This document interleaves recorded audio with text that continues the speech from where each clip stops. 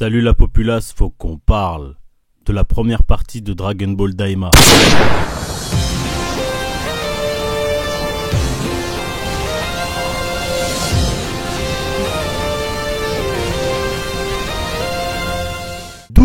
Douze épisodes dans cette première partie, et il s'en est passé des choses, le rythme est plus que bon. On a eu droit à un développement du lore et de nouveaux personnages introduits très intéressants. Toutefois j'y reviendrai un peu plus tard. Pour l'instant je me contenterai de dire ce que j'ai apprécié ou ce que j'ai moins apprécié, voire pas du tout. Pour commencer par ce que j'ai kiffé, je dirais la majeure partie de l'œuvre. Oui, j'aime beaucoup Dragon Ball Daima. Que ce soit l'animation qui est très bonne, le suivi de cette histoire qui est prenante, l'humour à la Toriyama qui est présent, avec notamment cette scène qui était vraiment hilarante. Mais aussi les chara-design des différents personnages, et ceux de Goku enfant à Majin Buu, ou encore et surtout le développement du lore de Dragon Ball. Maintenant j'en vois déjà venir certains qui vont me demander pourquoi est-ce que je trouve l'histoire prenante. Et vous avez raison de poser la question. Eh bien c'est simple, chaque épisode apporte son lot de mystères qui me donne envie de savoir ce qu'ils vont faire de telle ou telle information par la suite. Puis au fur et à mesure que la série défilait, chaque fin d'épisode devenait de plus en plus le teaser du prochain. Par exemple, quand on a vu Majin Buu apparaître, on s'est dit oulala, qu'est-ce qui va se passer, tu vois. Quand un épisode se termine avec Goku qui est sur le point de se battre avec le Tamagami 3 alors qu'on nous les a teasés comme extrêmement puissants, bah on a forcément envie de savoir. Enfin bref, je trouve l'histoire bien écrite, les différents personnages quasi tous intéressants, et l'ambiance des différents mondes du royaume des démons plutôt sympa et même surprenant. Concernant maintenant ce que j'ai un peu moins kiffé, même si de fait j'ai quand même un peu kiffé, c'est les combats contre les Tamagami 2 et 3. Évidemment, je vais m'expliquer. Les combats en eux-mêmes sont cool, d'où le fait que j'ai quand même un peu kiffé. Mais j'avoue qu'ils sont pas vraiment à la hauteur de ce à quoi je m'attendais. Je veux dire par là qu'on les a teasés comme extrêmement puissants, et je trouve quand même qu'ils abandonnent un peu vite. Évidemment, dans le cas du Tamagami 3, on sait que Goku est plus fort. Mais on sait aussi que Goku aime faire durer les combats et ne montre pas tout de suite sa véritable force. J'ai trouvé le passage au Super Saiyan 2 un peu rapide à mon sens. En fait, ce qui m'a dérangé pour le Tamagami 3, c'est que le combat se finit plutôt vite par rapport à ce qui nous a été teasé sur leur puissance. Je m'attendais à un peu mieux de sa part, et surtout un combat un peu plus long. Ça donne un peu la sensation qu'il n'y a pas beaucoup d'épisodes pour Dragon Ball Daima, donc faut aller vite, donc on finit vite le combat quoi. Et je trouve ça dommage, j'espère que pour la deuxième partie de saison, pour le combat final ou les combats finaux, enfin les grands combats qu'on attend ou qui auront lieu, j'espère que ça va pas se finir comme ça aussi vite non plus. Maintenant, pour ce qui est du Tamagami 2, c'est presque la même chose, mais pas vraiment. C'est-à-dire que oui, ça va vite aussi, mais c'est pas le plus gros problème. Moi, ce qui m'a un peu dérangé, c'est le power-up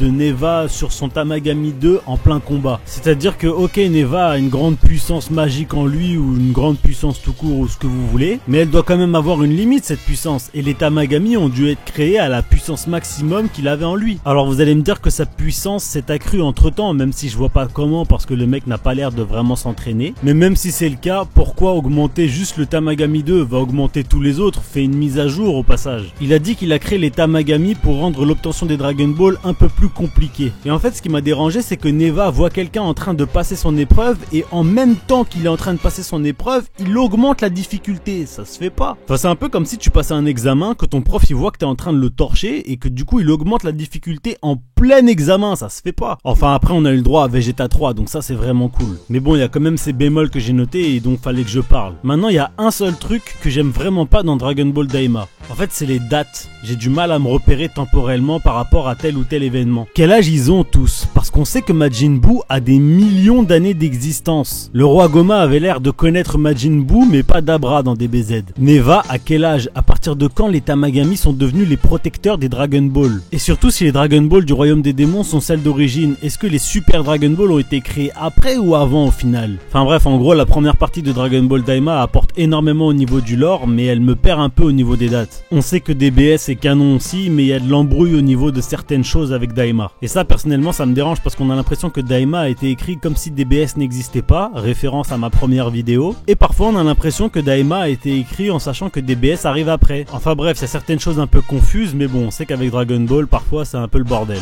Et au fait, pour ceux qui se demandent pourquoi est-ce que j'ai pas parlé du Tamagami 1 contre Majin Buu et Majin Buu alors que j'ai parlé du 2 et du 3, eh bien tout simplement c'est parce que j'ai beaucoup aimé les combats. Ce qui me fait une belle transition avec la partie suivante où l'on va parler des Majin Buu et Majin Buu. S'il y a bien deux personnages qu'on doit retenir dans cette première partie de Dragon Ball Daima, c'est bien eux. Tous deux ont été créés par la sorcière Majin Marba à la demande de Harinsu. Et ce qu'on a appris d'ailleurs, c'est qu'à la demande de Bibidi, c'est elle qui a créé Majin Buu. Mais ça, on en reparlera un peu plus tard. Un truc très marrant et intéressant, c'est que les deux Majin ont été créés à partir de graines de Saibaman. Toutefois, hormis la couleur, on remarque quand même que l'un est plus ressemblant que l'autre à un Saibaman. Et les deux ayant aussi été créés à partir de l'essence de Majin Buu, on remarque aussi que l'un d'eux ressemble plus à Majin Buu que l'autre, que ce soit physiquement ou au niveau de ses pouvoirs. Après, c'est normal puisque Majin Buu a été créé à partir d'un plus gros morceau d'essence de Majin Buu que l'autre. Ce qu'on remarque aussi, c'est que l'un d'eux est plus fort que l'autre. En effet, Majin Buu est plus fort que Majin Ku. Mais ça, hormis le fait que Majin Buu a été créé via un plus gros morceau de Majin Buu que l'autre, on remarque aussi que Majin Buu a moins de personnalité que Majin Ku, ce qui doit aussi jouer dans la force de ce personnage, puisque je le rappelle, la présence de personnalité affaiblit le personnage. C'est pour ça d'ailleurs que Majin Buu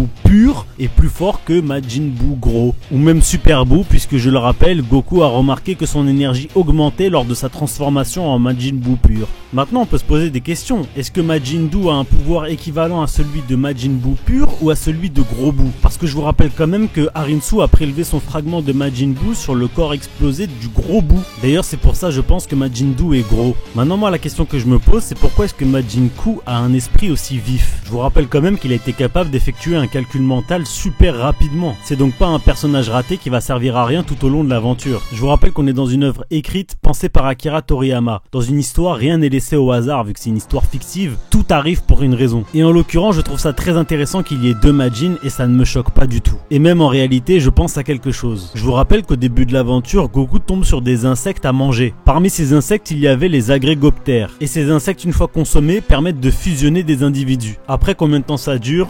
Aucune idée. Mais en tout cas, je trouverais ça très marrant de les faire fusionner tous les deux pour que Majin Buu et Majin Ku forment à eux deux Majin Fu. Ou Majin Fu, mais j'ai dit Majin Fu parce que ça fait référence à Fu dans SDBH. Maintenant, pour vite fait parler du combat contre le Tamagami 1 et Majin Buu, eh bien j'aime trop l'aspect quasi chaotique du comportement de Majin Buu. Je dis quasi chaotique parce que comme il a l'air d'avoir un fond de personnalité quand même, eh bien c'est pas totalement chaotique comme ça pouvait l'être avec Majin Buu. Je sais pas pour vous, mais moi j'ai l'impression qu'on ressent vraiment sa puissance, puisque le combat du Tamagami 1 a eu lieu en même temps que le Tamagami 2 et qu'on sait que le Tamagami 1 doit être un peu plus fort quand même que le Tamagami 2. Et vu comment Majin Buu avait l'air de s'amuser et avait l'air de pas prendre du tout au sérieux son combat, je sais pas pour vous, mais moi je me dis quand même que le combat contre un SSJ3 ça pourrait faire match. Et alors en plus s'ils font fusionner Ku et Buu, franchement ça doit être incroyable. Mais je pense que le point faible de Majin Buu c'est qu'il a pas les mêmes capacités de récupération que Buu. En fait je pense qu'il a des pouvoirs similaires à Buu mais pas totalement, c'est-à-dire que c'est pas une boule de chewing-gum. Ok, il peut avoir un corps élastique mais il peut pas se remodeler comme Buu le faisait. Je pense qu'il aurait une puissance un peu moins grande que celle d'un SSJ3 enfant, genre il serait un peu moins fort que Vegeta ou Goku SSJ3 quoi. Mais avec son comportement quasi chaotique, ça pourrait peut-être faire un bon match. Et puis s'il fusionne avec Majin Ku, alors là, on sait pas à quoi ça pourrait s'attendre parce qu'il aurait quand même une forte personnalité, donc ce serait pas Majin Buu, mais peut-être un Super Buu. Enfin l'avenir est prometteur, on verra bien ce qu'il nous réserve dans la deuxième partie de saison. Bon maintenant j'aimerais qu'on s'arrête 2 minutes sur les origines de Majin Buu. Marba le dit elle-même, c'était un accident, il était incontrôlable mais incroyablement fort. Et on a vu dans Daima que pour la création d'un Majin, il fallait une référence, un point de départ. Ça a été le cas pour Majin Buu et Majin Ku avec un Saibaman. D'ailleurs, petite parenthèse, on peut se demander comment Nappa et Vegeta ont eu accès à des graines venant du royaume des démons. Peut-être que certains Majin qui ont émigré dans l'univers 7 en ont rapporté avec eux et au bout d'un moment, ça s'est fait en mode de trafic de Saibaman. Mais bref, moi j'ai une question pour vous. Quelle créature est à l'origine de Majin Buu? Eh bien, j'ai une petite théorie, je suis pas trop sûr de moi, mais quand même. Et si, je dis bien, et si c'était un Kraken? Je sais pas, il y a aucune ressemblance physique pour vous, il y a pas un petit élément qui vous donne l'impression que... Bon après ça explique pas son corps de chewing-gum qui peut se régénérer à l'infini. Mais sûrement que dans sa création, il n'y a pas eu que un morceau de Kraken. En tout cas, je serais vraiment curieux de savoir c'est quoi qui est à l'origine de Majin Buu. Est-ce que c'est un Kraken ou autre chose? J'espère qu'on aura la réponse dans la deuxième partie aussi. Mais en tout cas, par rapport à ma première vidéo sur Daima, il y a eu un élément qui est venu annuler une de mes questions. En effet, si Majin Buu a été créé dans le royaume des démons, il ne peut pas avoir été conçu dans l'univers 7, donc il n'appartient pas à l'univers 7, donc tous les univers n'ont pas forcément un Majin Buu à eux. Ce qui explique que l'univers 6, qui lui est très jumelé à l'univers 7, n'a pas eu de Majin Buu, ou en tout cas on n'en a jamais entendu parler. Probablement que Bibidi était originaire de l'univers 7 et il a d'abord voulu s'en prendre à son univers d'origine avant d'aller conquérir le multivers, puis le royaume des démons. Bon ça va, je sais que vous l'attendez tous, alors maintenant on va parler de Vegeta Super Saiyan 3 et de Dragon Ball Super. Alors on va pas passer par 2 puissance 4 chemins, moi je vous le dis tout de suite, son Super Saiyan 3 je l'ai grave kiffé. Même s'il fait un petit peu bande à part face à celui de Goku et de Gotenks. Surtout qu'il paraît que le Super Saiyan 3 de Goku était initialement prévu pour ressembler plus ou moins à ça. Donc bon voilà, on va pas en faire tout un cake non plus. Maintenant vous allez me dire ouais, pourquoi est-ce qu'il l'a jamais utilisé dans Dragon Ball Super? Alors je vous arrête tout de suite, il y a absolument rien de choquant, la seule petite incohérence c'est quand il se bat contre Beerus et qu'il dit oh non Baba Bulma. Mais sinon pourquoi est-ce que je vous dis ça? Eh bien c'est parce que Vegeta a tendance à se transformer en la forme la plus puissante qu'il connaît directement. En l'occurrence dans DBS c'est le Super Saiyan bleu. Mais regardez, dans son combat contre Freezer, il est pas passé par le Super Saiyan divin, il est directement passé par le Super Saiyan bleu. Contre Kaba, il est passé du Super Saiyan 1 au Super Saiyan bleu direct. Contre Hit, bleu direct. Dans le tournoi du pouvoir, bleu direct. Pourtant, est-ce que ça voulait dire qu'il n'avait pas le Super Saiyan divin? Eh ben non, regardez, contre Broly, il l'a utilisé. J'oubliais, mais même contre Zamasu, il a jamais utilisé le Super Saiyan divin, il est passé direct au mode bleu. Il a fallu qu'on attende le film contre Broly pour savoir qu'il avait le Super Saiyan divin, sauf que c'était évident qu'il l'avait. Donc il y a absolument aucune raison pour dire qu'il n'avait pas le Super Saiyan 3 dans Dragon Ball Super. Dans l'arc Zamasu, quand il fait le malin avec Trunks, il rigole quand il lui dit de se transformer en Super Saiyan 3 parce qu'il a le mode bleu, encore mieux. Ça voulait pas dire qu'il ne l'avait pas, au contraire, ça voulait peut-être dire qu'il l'avait mais qu'il avait juste beaucoup mieux en réserve. Enfin bref, à part contre Beerus, en gros, je ne vois aucun problème avec son Super Saiyan 3. Donc SVP, arrêtez de vous plaindre et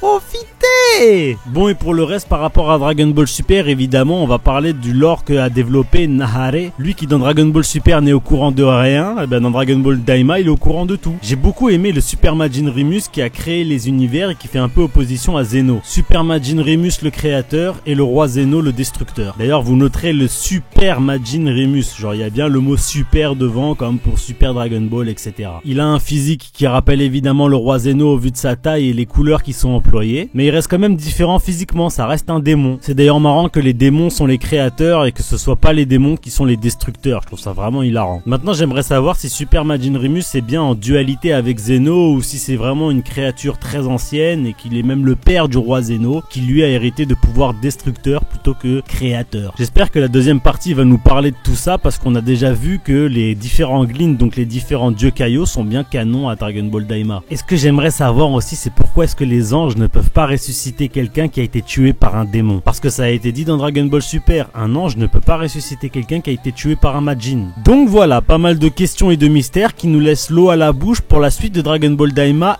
et Dragon Ball Super. Bien, voilà qui conclut cette vidéo. Je crois bien avoir parlé de tout ce dont j'avais envie de parler. Si jamais c'est pas le cas, je ferai peut-être une autre vidéo complémentaire ou alors j'attendrai la fin de DB Daima de toute façon pour en faire une autre. J'en profite aussi pour faire ma petite pub Twitch. Venez nous rejoindre dans l'Empire. Arcane750XV, ça va être marrant, venez. Voilà, en tout cas d'ici là on se recapte pour une prochaine vidéo.